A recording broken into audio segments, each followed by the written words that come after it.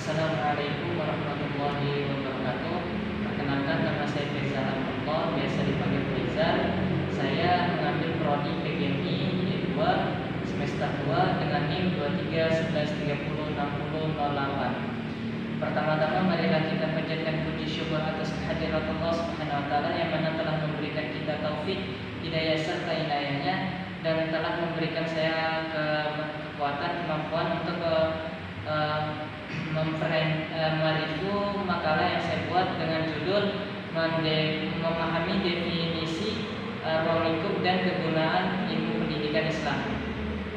Salawat serta salam tidak lupa saya curahkan kepada junjungan kita, yaitu Nabi besar Nabi Muhammad SAW, yang mana beliau adalah suri tauladan yang baik atau biasa disebut uswatun hasanah. Yang saya hormati kepada Bapak dosen pengampu mata kuliah ilmu pendidikan Islam, Bapak dosen Dr. Darwis MSI, dan yang saya banggakan kawan-kawan yang berbahagia. Jadi duduknya saya di sini akan mereview hasil makalah yang saya buat. Hasil makalah yang saya buat yang berjudul memahami definisi ruang lingkup dan kegunaan ilmu pendidikan Islam. Langsung saja, yang pertama yaitu definisi ilmu pendidikan Islam itu saya ambil dari ulama Mesir, yaitu ulama Yusuf Al-Qaradawi. Beliau mendefinisikan pendidikan Islam itu adalah sebagai ilmu yang memberikan petunjuk kepada manusia agar sempurna akal dan hatinya, dan akhlak dan perilakunya, sehingga dia bisa mengerjakan kegiatan sehari-hari dengan nilai-nilai agama Islam itu sendiri. Adapun ruang lingkup pendidikan Islam, yang pertama dasar dan tujuan ilmu pendidikan Islam. Dasar ilmu pendidikan Islam itu diambil dari Al-Quran dan hadis, kemudian dikembangkan melalui ijma ulama, qiyas dan maslahah mursalah. Nah, sedangkan tujuannya ilmu pendidikan Islam yaitu untuk menciptakan khalifah di muka bumi ini yang bertakwa, taat kepada Allah Subhanahu wa taala. Kemudian ada peserta didik. Nah, peserta didik ini adalah orang yang menuntut ilmu kepada pendidik. Biasanya peserta didik ini kita kenal dengan murid atau siswa. Adapun pendidik. Nah, pendidik ini adalah seorang yang memberikan ilmu kepada peserta didik. Biasanya pendidikan ini adalah yang biasa kita kenal adalah seorang guru, ustadz atau ustazah. Adapun materi pendidikan Islam. Nah, materi pendidikan Islam ini ada banyak.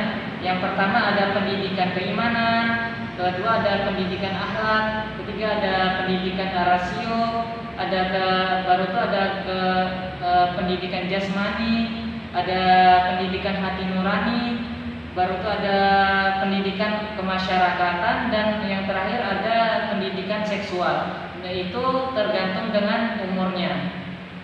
Adapun metode pendidikan. Metode pendidikan ini ada banyak juga. Yang pertama ada metode keteladanan. Nah, metode keteladanan ini biasanya yang sering dicontohkan oleh Rasulullah SAW, yaitu perilaku yang baik, atau biasa kita sebut uswatun hasanah, mencontohkan perilaku yang baik kepada orang-orang.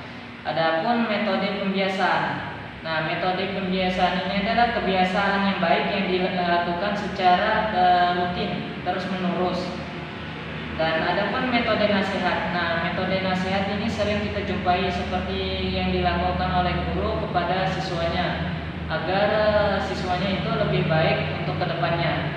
Adapun metode memberi perhatian. Nah, metode perhatian ini adalah contohnya seperti memberikan pujian atau memberi penghargaan kepada siswa tersebut ketika dia mencapai sesuatu yang baik. Adapun metode hukuman. Nah, metode hukuman ini metode yang digunakan pada saat terpaksa. Mengapa? Dikarenakan supaya anak-anak itu biasanya tidak melakukan perbuatan yang dilarang tersebut. Baru itu adapun alat pendidikan. Nah, alat pendidikan ini adalah sesuatu objek sebarang yang membantu untuk perkembangan peserta didik untuk menjadi lebih baik atau menjadi khalifah di muka bumi yang taat kepada Allah Subhanahu wa taala. Contohnya seperti pulpen, buku dan lain sebagainya. Kemudian ruang lingkupnya yaitu ada evaluasi pendidikan. Nah, evaluasi pendidikan ini semua hasil yang belajar, ilmu yang diberikan oleh guru kepada peserta didik itu dievaluasi untuk mengetahui keunggulan dan kekurangan dari peserta didik tersebut. Adapun lingkungan pendidikan. Nah, lingkungan pendidikannya itu adalah tempat atau sesuatu yang dapat untuk mengembangkan peserta didik untuk lebih baik. Lingkungan pendidikan ini ada 3. Yang pertama ada formal, informal, dan non formal. Formal itu madrasah, sekolah, dan lain sebagainya. Informal itu adalah keluarga, dan kalau non formal itu adalah masyarakat lingkungan yang biasanya kita tinggali. Adapun sebagian kegunaan dari ilmu pendidikan Islam. Yang pertama, untuk mengembangkan potensi peserta didik agar lebih baik ke depannya. Yang kedua, untuk mewariskan nilai-nilai budaya Islam kepada peserta didik yang muslim. Yang ketiga, karena ilmu pendidikan Islam itu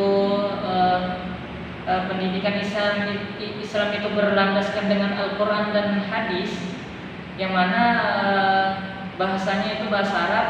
Dengan demikian dapat dipraktekkan kepada murid-murid tersebut. Adapun yang terakhir itu untuk memberikan pengertian kepada peserta didik, supaya peserta didik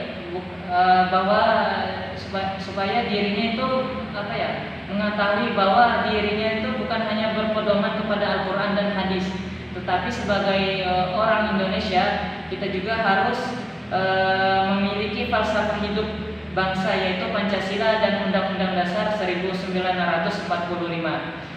Jadi cukup sekian dari review makalah saya. Jika ada salahnya itu datangnya dari saya, dan jika ada benarnya itu datangnya dari Allah Subhanahu wa taala. Assalamualaikum warahmatullahi wabarakatuh.